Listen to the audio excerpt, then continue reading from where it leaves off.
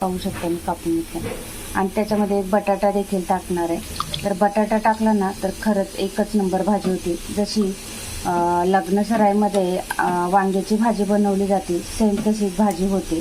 नक्की एकदा ट्राय करा. तर हे मी आता पाण्यामध्ये एक 10 मिनटं ह्याच्यामध्ये ठेवणार आहे पाण्यामध्ये, जेणेकरून आपल्या शेंगा ज्या आहेत छान फुगतात आणि शिजतात पण लवकर त्या.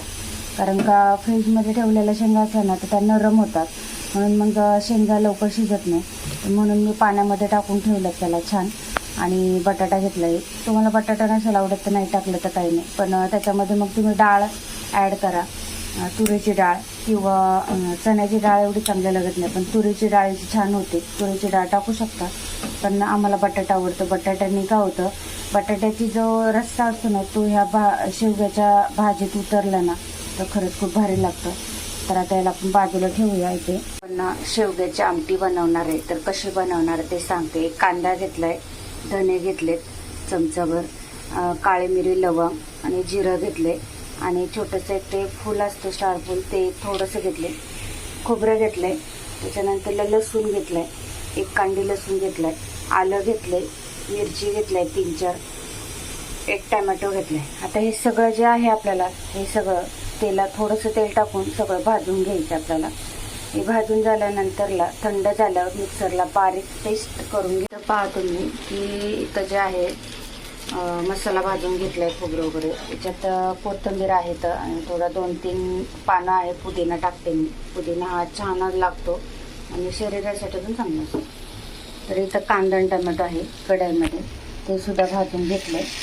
आता हे थंड झालं की आपल्याला मिक्सरमध्ये बारीक वाटून घ्यायचं आहे. इथं आपला मसाला वाटून झालेला आहे. तर इथं कढीपत्ता कोथिंबीर घेतलाय. इथं कढईमध्ये आता कुकरमध्ये भाजी बनवणार आहे. तेल टाकलं, जिरं टाकलं. आता कढीपत्ता टाकायचा,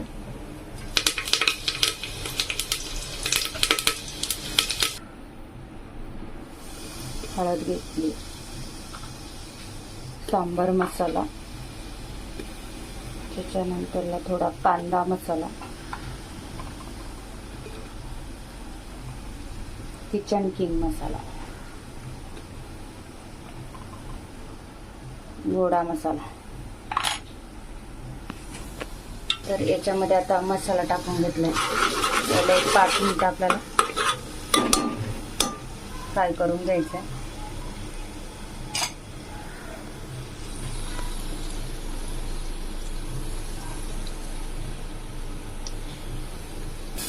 तर आता याच्यामध्ये आपल्याला जे शेंगा आणि बटाटा आहे ते टाकून घ्यायचं. परत एकदा पाण्याने स्वच्छ धुवून घेतले. कुकरला झटपट भाजी होते, वेळ लागत नाही, त्याच्यामुळे मी कुकरलाच बनवत असते. कुकरला बनवल्या भाजीची टेस्ट पण खूप वेगळी येते. तर पाहू शकता. आता याच्यात मीठ टाकून घ्यायचं.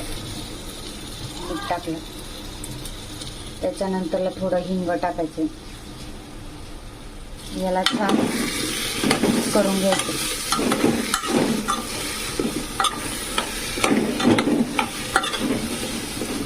आता हे मसाला जो वाटला होता त्याच्यातच पाणी टाकून थोडंसं धुवून घ्यायचं.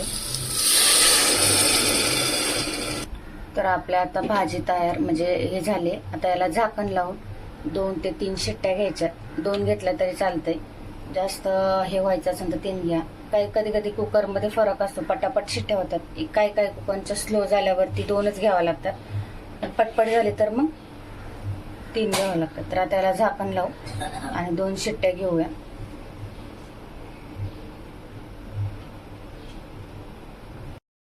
तर ही भाजी पाहू शकता तुम्ही किती छान अशी तर्री आलेली आहे भाजीला. तर आपली भाजी 2 मिनिटात कुकरमध्ये तयार झालेली आहे. शेंगा सुद्धा छान शिजल्यात. तर कशी वाटली तुम्हाला ही रेसिपी, झटपट आणि एकदम टेस्टी? नक्की तुम्ही सुद्धा ट्राय करा. खायला सुद्धा इतकी टेस्ट लागते ना, आणि गॅसची सुद्धा बचत होते. तर चला भेटूया.